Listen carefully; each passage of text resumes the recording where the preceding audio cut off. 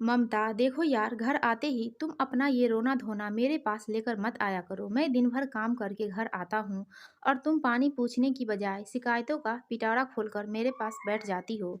कितनी बार कहा है कि घर की शिकायतों में मेरा नाम मत घसीटा करो। मैं मेरे घर वालों के खिलाफ एक शब्द नहीं सुन सकता। तुम्हें मेरे घर वालों से इतनी परेशानी है तो तुम अपने घर चली जाओ ना। किसने मना किया है? घर आते ही दिमाग खराब कर दिया। चलो अब एक कप अच्छी सी चाय पिला दो। ये लाइनें पढ़कर आपको लगा होगा जैसे आप कोई स्टोरी पढ़ रहे हैं, लेकिन यकीन मानिए यह सच्ची कहानी है। ऐसे पति आज भी हाँ कई घरों में पाए जाते हैं जिन्हें अपनी पत्नी की परेशानियों से कोई फर्क नहीं पड़ता। असल में पत्नी की परेशानियां उन्हें नौटंकी लगती है। पत्नी को भले लड़के के माता पिता परेशान करते रहे, लेकिन वे अपने परिवार से कुछ नहीं कहेंगे। वे पत्नी से कहेंगे कि तुम ही चुप रह जाया करो, तुम बर्दाश्त कर लिया करो। तुम्हें पता है कि मैं उनसे कुछ भी नहीं बोल सकता।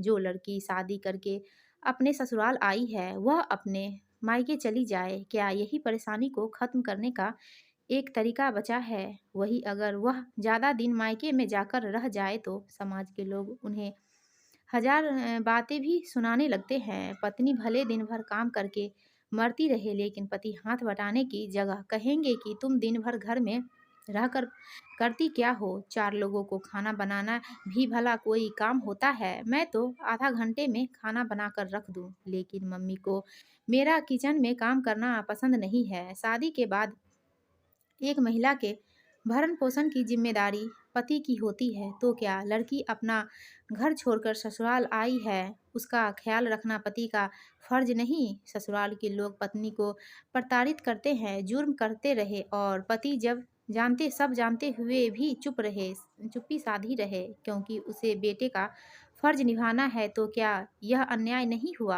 अधिकतर घरों में पत्नी को घरवाले परेशान करते रहते हैं, लेकिन पति कहता है कि परिवार के लिहाज की वजह से वह चुप था। ऊपर से पत्नी कितनी भी दुखी क्यों न हो, पति यही चाहता है कि पत्नी जब उससे मिले तो मुस्कुराते हुए सजे धजे ही मिले, जैसे वह इंसान नहीं मशीन है। अगर लड़के के परिवार वाले उसकी पत्नी को दहेज के लिए प्रताड़ित करते हैं, उसे नुकसान पहुंचाते हैं, तो क्या पति का फर्ज नहीं है कि वह उसकी रक्षा करे और उसका पक्ष ले? ममता की शादीशुदा जिंदगी इसलिए ही तबाह हो गई क्योंकि सास अपनी मर्जी चलाती थी। पति पूरा मामला जानता था कि मम्मी गलत कह रही है, लेकिन फिर वह पत्नी से ही झगड़ा करता था। सास ने ममता को इतना परेशान कर दिया कि आखिरकार वह अपने मायके आ गई। सास ने ममता के खाने पीने का समय तक तय कर रखा था। ममता तभी खा सकती थी जब सभी घर वाले भोजन कर ले।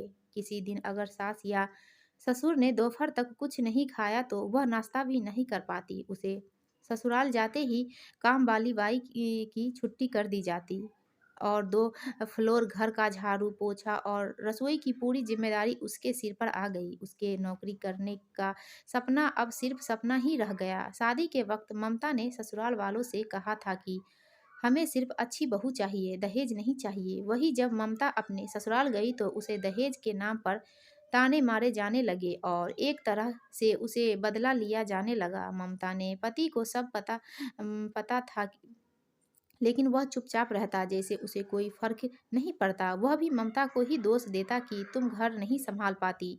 सास को दहेज वाली बहू नहीं मिली थी, वह तो वह ममता को परेशान करने का एक मौका नहीं छोड़ती। ऊपर से ममता के खिलाफ अपने बेटे को हर पल इतना भड़काती रहती कि पति पत्नी में दूरियां बहुत बढ़ गई। फिलहाल ममता अपने मायके आ गई है, नौबत तलाक तलाक तक आ गई है, लेकिन समाज के इज्जत के नाम पर उसके मायके वाले तलाक न लेने की सलाह दे रहे हैं। जो ममता के साथ हुआ, क्या उसमें पति की गलती नहीं है? भले ही उसने अपनी पत्नी को मारा पीटा नहीं, लेकिन उसे मानसिक तौर पर तो परेशान किया। उस पर हो रहे जुर्म को अनदेखा भी तो किया। अगर शुरुआत में ही उसने अपने माता पिता को टोक दिया होता तो वे ममता पर इतना जुर्म करने की हिम्मत नहीं करते। दोस्तों, आपको यह कहानी अच्छी लगी तो वीडियो को लाइक कीजिए और हमारे चैनल को सब्सक्राइब